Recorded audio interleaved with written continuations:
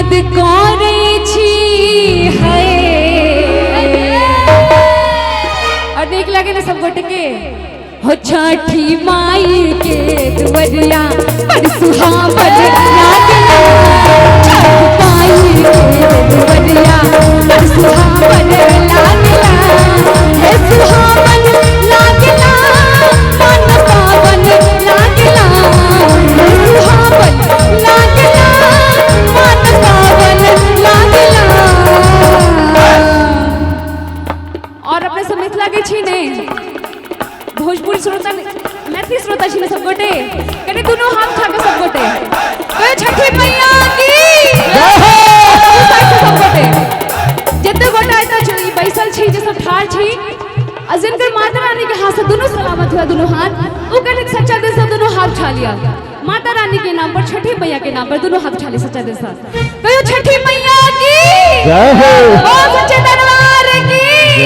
और थपड़ी के संग हो छठी माई के दुवरिया बड़ सुहावन लागला बड़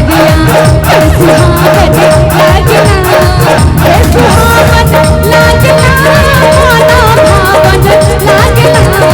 हे सुहावन लागला माना भावन लागला हे सुहावन लागला माना भावन लागला छठी माई के दुवरिया बड़ सुहावन लागला सुहावन लागला छठी माई के दुवरिया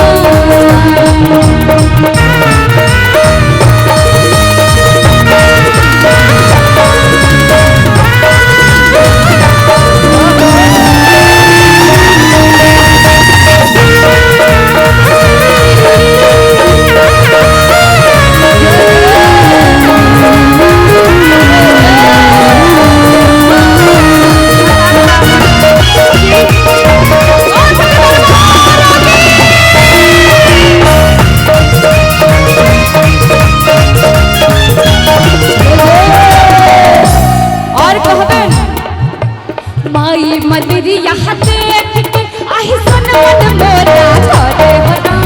छठी दुवरिया देख के आही सन मन मोरा घरे होना छठी माई मंदिरिया देख के आही सन मन मोरा घरे होना और की मन होय छै ये सब घाट पर जाय छथिन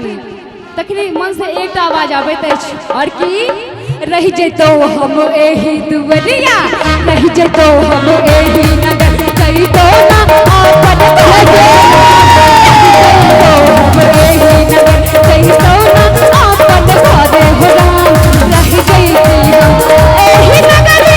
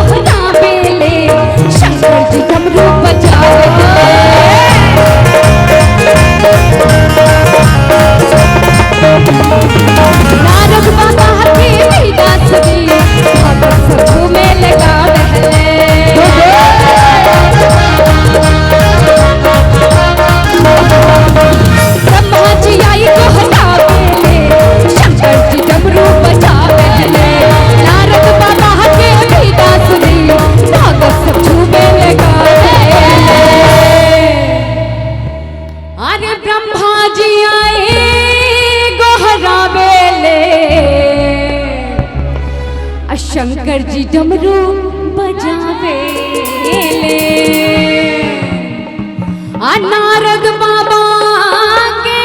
बिना सुनी सब भगत सब झूमे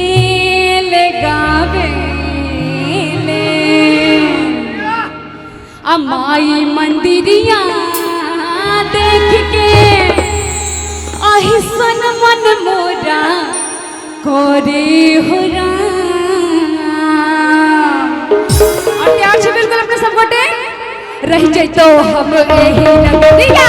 रह जैतो हम यही नगरी तो ना आपन घरे ना रह जैतो हम यही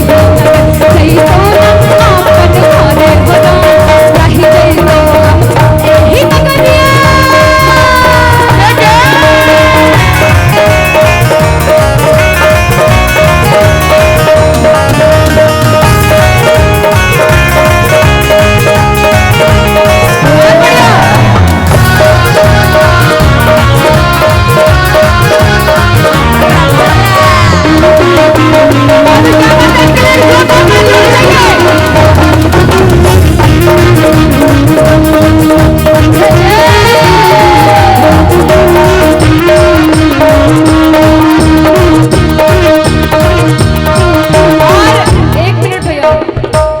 और देख रहे हो कुछ पीछे जो माँ बहनें बैठी हैं